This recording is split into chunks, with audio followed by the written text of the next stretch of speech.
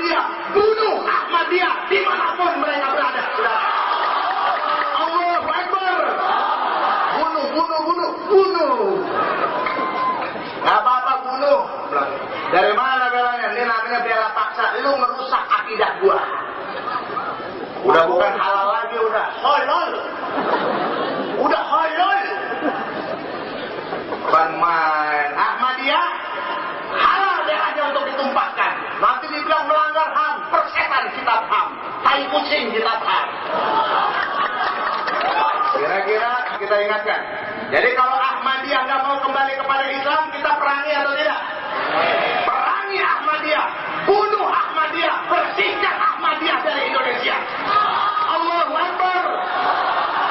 Ya nggak apa-apa, kita bertanggung jawab, saudara. Saya pribadi maupun FPI maupun umat Islam yang lain, para alim ulama bertanggung jawab. Kalau ada yang bunuh Ahmadiyah, bilang disuruh sama kami, saudara. Bilang disuruh oleh Ustadz Sobri Lubis, disuruh oleh Habib Rizik Syihab, nggak masalah. Kami siap tanggung jawab untuk dunia akhiratnya, untuk bunuh Ahmadiyah dimanapun juga mereka berada.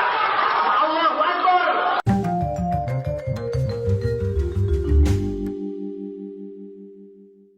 Yang barusan Anda saksikan adalah cuplikan rekaman pidato Ketua FPI saat ini, Sobri Lubis, pada tahun 2008. Saat itu ia masih jadi sekjen. Isinya seruan pembunuhan terhadap warga Ahmadiyah. Pada tahun 2011, terjadilah betul-betul pembantaian terhadap warga Ahmadiyah oleh massa FPI di Cikesik, Banten. Ada sekurangnya 3 warga yang tewas dianiaya secara sadis.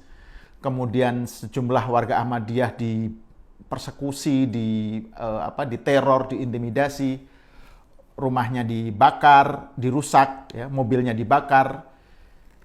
Tragedi Cikesik ini hanyalah salah satu dari sekian rentetan kasus pelanggaran dan pemberangusan HAM oleh FPI. Dari penggerudukan massal, penyerangan secara fisik, ya, penggunaan kekerasan, intimidasi, teror, dan seterusnya.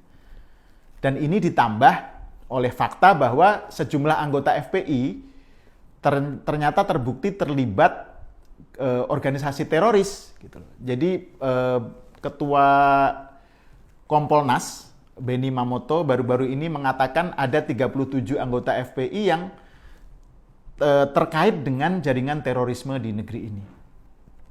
Hal-hal semacam ini perlu diungkap dan diingat kembali saat ini sebagai counter narasi terhadap framing yang dikembangkan oleh FPI, oleh Munarman, yang mengatakan bahwa FPI adalah korban penzaliman oleh negara. Jadi FPI adalah framing bahwa FPI adalah korban HAM, korban kekerasan HAM.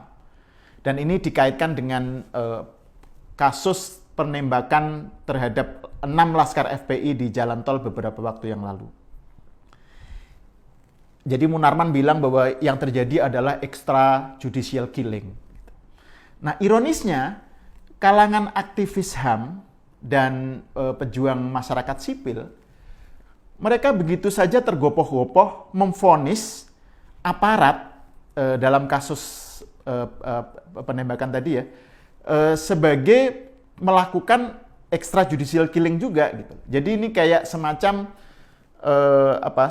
senada dengan framingnya FPI gitu. Ya kita tahu para aktivis HAM memang juga berseberangan dengan FPI. Mereka selalu bilang saya tidak suka FPI gitu, tetapi bla bla bla bla. Nah, narasinya itu kemudian ternyata sejalan gitu dengan framingnya Munarman. Padahal investigasi terhadap kasus ini masih berjalan dan Komnas HAM belum mengambil keputusan apa-apa. Nah, tetapi kalangan aktivis HAM begitu saja memvonis dan mereka tidak percaya sepenuhnya, mengabaikan begitu saja kronologi yang dijelaskan oleh pihak kepolisian. Ini menurut saya muncul karena adanya mindset yang masih berkembang di kalangan aktivis HAM, ya.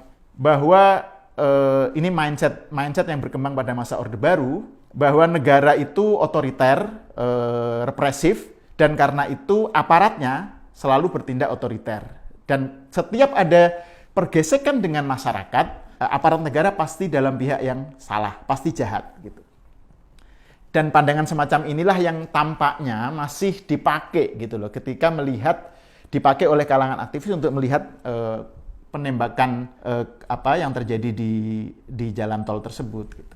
Tapi gini ya, kalau misalnya kejadiannya itu warga FPI lagi demo atau lagi pengajian gitu ya, terus tiba-tiba ditembak oleh polisi, nah itu jelas itu pelanggaran HAM gitu. Tapi masalahnya kan yang terjadi itu bentrokan di tengah malam gitu ya, antara aparat dengan laskar gitu, laskar FPI. Dan aparat, ingat ya, aparat itu aparat negara itu dikasih kewenangan untuk memakai dan menggunakan senjata api. Mereka dipersenjatai dengan senjata api itu bukan untuk pajangan, bukan untuk gaya-gayaan gitu. Karena memang aparat itu adalah bagian dari negara modern yang per definisi memang mempunyai hak untuk memonopoli penggunaan alat-alat kekerasan. Ini kan definisi negara modern yang sangat terkenal dalam ilmu sosiologi gitu ya, dari Max Weber. Nah, artinya apa? Bahwa aparat itu dalam situasi-situasi tertentu itu punya hak dan dibenarkan lawful gitu ya untuk untuk menggunakan senjata api gitu. Nah, dalam kasus yang terjadi di jalan tol, apabila memang yang terjadi adalah bahwa laskar ini membawa senjata api dan menyerang aparat, maka tindakan aparat untuk menembak menggunakan senjata api dan kemudian melumpuhkan, membunuh laskar itu tentu saja dibenarkan gitu. Dan ingat ya, laskar FPI ini kan bagian dari, mereka nggak berdiri sendiri, ini bagian dari sebuah kekuatan ya, dari sebuah organisasi yang mereka itu membangun kekuatan untuk mengembangkan narasi perlawanan terhadap pemerintah. Jadi ini yang harus diingat, situasi seperti inilah yang perlu menjadi perhatian kalangan aktivis gitu. Jadi jangan langsung menjudge bahwa yang terjadi adalah extrajudicial killing gitu. Yang ingin saya katakan adalah bahwa pertama, penegakan HAM itu memang sangat penting. Oh ya, aparat dalam menggunakan senjata api memang dia berhak, dia lawful pada situasi-situasi tertentu, tetapi memang ada aturannya gitu. Mereka harus menaati hukum dan aturan yang salah satunya adalah jangan sampai melanggar HAM. Dan disinilah letak pentingnya kita menunggu investigasi dari Komnas HAM gitu. Tapi yang ingin saya katakan gini, setidaknya ada dua hal. Pertama, penegakan HAM itu memang penting, ya. Tapi jangan sampai agenda penegakan HAM itu begitu naifnya, sampai naif dalam arti tadi masih dalam mindset kuno ya, seakan-akan negara pasti salah, aparat negara pasti salah, aparat negara pasti jahat gitu.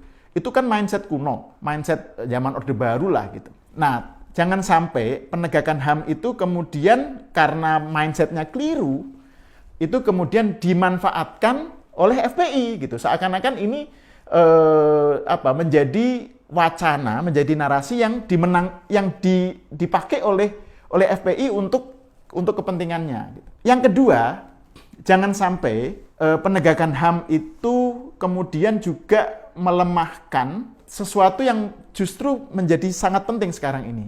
Gini ya, jadi selama ini kan kita selalu mengeluh tentang negara yang tidak tegas dan tidak bersikap keras gitu ya terhadap kelompok premanisme berjubah, premanisme berdaster. Dan sekarang ini adalah momen ketika pemerintah, aparat melakukan rangkaian yang menunjukkan rangkaian sikap, rangkaian tindakan yang menunjukkan ketegasan dan berani bersikap keras gitu terhadap kaum radikal atau ya terhadap FPI dan semacamnya gitu. Nah, jangan sampai sikap semacam ini menjadi kendor gitu loh, gara-gara dilemahkan oleh narasi perjuangan HAM yang salah kaprah. Jadi intinya adalah yang harus diingat adalah bahwa FPI itu bukan ikon korban HAM. FPI itu justru adalah ikon pemberangus HAM. Saya Ahmad Sahal, Kita berjumpa dalam episode berikutnya.